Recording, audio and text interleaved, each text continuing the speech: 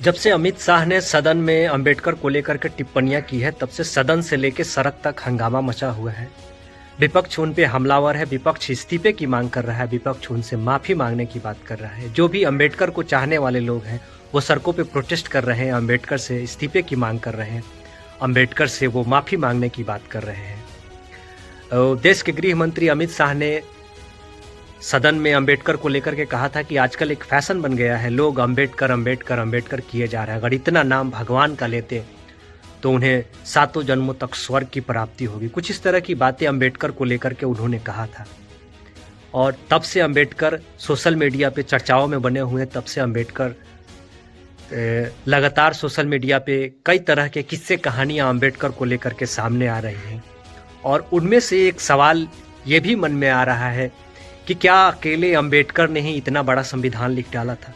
क्या अंबेडकर ने पूरा का पूरा संविधान अंबेडकर ने अकेले लिख डाला था? क्योंकि बचपन से हम सब यही सुनते आ रहे हैं, स्कूलों से लेकर के बड़े बुजुर्गों से और बुद्धिजीवियों से, कि देश का संविधान अंबेडकर ने ही लिखा है। दुनिया के सबसे बड़े लोकतंत्र को अंबेडकर ने इतना मजबूत संविधान दिया है। ये तमाम बातें हम लोग बचपन से सुनते आ रहे हैं। जहाँ भी संविधान की बात आती है वहाँ सिर्फ और सिर्फ अंबेडकर का नाम लिया जाता है, लेकिन एक वीडियो देखने के बाद आपकी जो मानसिकता है वो पूरी तरह अंबेडकर और संविधान को लेकर के बदल जाएगी। दरअसल देश के संविधान सभा के अध्यक्ष रहे और देश के प्रथम राष्ट्रपति डॉक्टर राजेंद्र प्रसाद की पौत्री यानी उनकी पोती डॉक्टर प्रोफेसर तारा सिन्हा है। लाइव सिटीज को दिए एक साक्षात्कार के दौरान उन्होंने इसका पूरी तरह से खंडन किया है कि सिर्फ और सिर्फ संविधान जो है डॉक्टर भीमराव अंबेडकर ने नहीं लिखा है। डॉक्टर भीमराव अंबेडकर संविधान सभा के प्रारूप समिति के अध्यक्ष थे और ऐसा कहना कि सिर्फ और सिर्फ संविधान डॉक्टर भीमराव अंबेडकर ने लिखा है तो वो उन तमाम लोगों के साथ नाइंसाफ़ी होगा, जो चाहे वो अस्थायी अध्यक्ष के रूप में डॉक्टर सच्चिदानंद सिन्हा रहे हों, अध्यक्ष के रूप में डॉक्टर राजेंद्र प्रसाद रहे हों, सलाहकार समिति के रूप में BN राय रहे हों या फिर उपाध्यक्ष के रूप में हरेंद्र कुमार बनर्जी रहे हों, इन तमाम लोगों के साथ नाइंसाफ़ी होगा। उन्होंने पूरी तरह से इस बात का खंडन किया है और उन्होंने कहा है कि एक जहाँ भी संविधान की बात आती है सिर्फ और सिर्फ लोग अंबेडकर का नाम लेते हैं, भूल जाते हैं कि संविधान सभा के अध्यक्ष उनके दादाजी यानी राजेंद्र प्रसाद रहे हैं। पहले ये उनका वीडियो देखिए। संविधान में जो एक नैरेटिव फैला दिया गया, बिल्कुल बाबा साहब का संविधान, बाबा साहब का संविधान, वो ड्राफ्टिंग कमेटी के चेयरमैन थे। ड्राफ्टिंग कमेटी के चेयरमैन थे और इनिशियल जो ड्राफ्ट तैयार हुआ था वो तैयार हुआ था ये BN राव जी, BN राव ने वो तैयार किया। अच्छा, वो तैयार किया। उस संविधान देखिए, वो एक सामूहिक काम था, वो एक कलेक्टिव वर्क था और संविधान सभा में चुनकर सदस्य आए थे, कोई साधारण लोग नहीं थे जी। सब एक अपने अपने क्षेत्र के सब दिग्गज लोग थे। मतलब इन्होंने लिखा है, आप किताब पढ़िए के मुंशी की, उन्होंने यही शब्द इस्तेमाल किए, गैलेक्सी ऑफ स्टार्स। अच्छा, गैलेक्सी ऑफ स्टार्स उन्होंने कहा, जो कि सदस्य थे वहाँ संविधान सभा में। मतलब अकेला श्रेय नहीं, अब देखिए मैं बताती हूँ। और उसमें जो अभी तो समय नहीं मैं कि पूरा आपको बता सकूं, मैंने अभी एक पुस्तक भी लिखी है संविधान निर्माण में और उसमें राजेंद्र बाबू की क्या भूमिका रही है।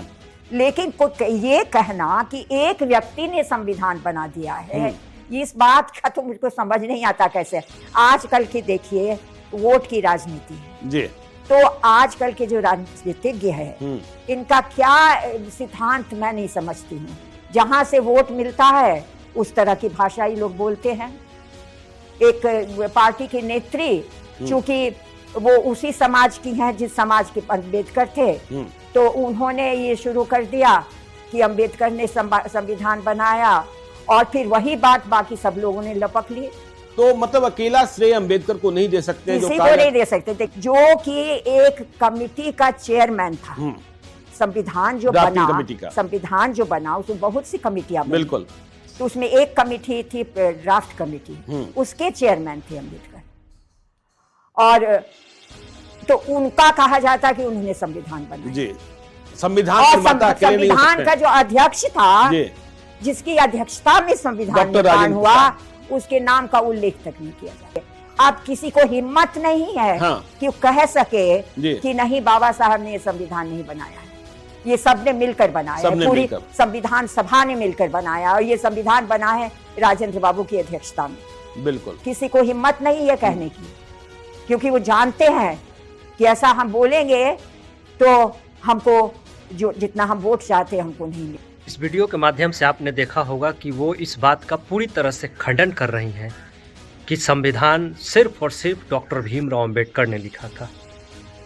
ऐसा कहना कि सिर्फ और सिर्फ डॉक्टर भीमराव अंबेडकर ने संविधान लिखा है, ये उन तमाम बुद्धिजीवों, उन तमाम उन नेताओं के साथ पूरी तरह से एक तरह से नाइंसाफ़ी होगा जिन्होंने अपने संविधान सभा में अपनी बहुमूल्य योगदान दिया था, चाहे वो अस्थायी सदस्य के रूप में डॉक्टर सच्चिदानंद सिन्हा रहे हों, अध्यक्ष के रूप में राजेंद्र प्रसाद रहे हों, या फिर संवैधानिक सलाहकार के रूप में वीएन रॉय रहे हों, प्रारूप समिति के अध्यक्ष के रूप में डॉक्टर भीमराव अंबेडकर थे इस संविधान सभा में। और ये कहना कि डॉक्टर भीमराव अंबेडकर थे वो संविधान सभा में नहीं थी, ये गलत होगा। उनका संविधान बनाने में योगदान रहा है, लेकिन सिर्फ ये कहना कि उन्होंने ही संविधान को तैयार किया है, ये पूरी तरह से गलत है।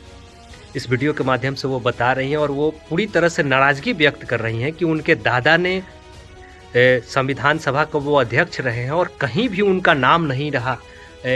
संविधान का जब जिक्र होता है तो कहीं भी राजेंद्र प्रसाद का नाम नहीं आता है, जबकि वो संविधान सभा के अध्यक्ष रहे हों। क्योंकि आजकल भीमराव अंबेडकर को लेकर के तमाम चर्चाएं हो रही थी, इस बीच उनकी जो नाराज़गी थी, वर्षों पहले से उनकी जो नाराज़गी थी वो सामने आई है और लाइव सिटीज़ के माध्यम से उन्होंने अपने बातों को रखने का प्रयास किया है। और हम सब भी बचपन से यही सुनते आए हैं कि डॉक्टर भीमराव अंबेडकर ने ही संविधान लिखा है, जबकि ये कहना पूरी तरह से गलत होगा कि अकेले डॉक्टर भीमराव अंबेडकर ने ही संविधान लिख डाला है। इस संविधान को बनाने में और भी बहुत बुद्धिजीवी लोगों का, उस दौर के उन महान नेताओं का इसमें योगदान रहा है। अकेले ये कहना कि अकेले डॉक्टर भीमराव अंबेडकर ने संविधान लिखा है, ये पूरी तरह से गलत है। बाकी संविधान को लेकर के और डॉक्टर भीमराव अंबेडकर को लेकर के आपकी क्या प्रतिक्रिया है, आप अपनी प्रतिक्रिया हमें कमेंट बॉक्स के जरिए दे सकते हैं।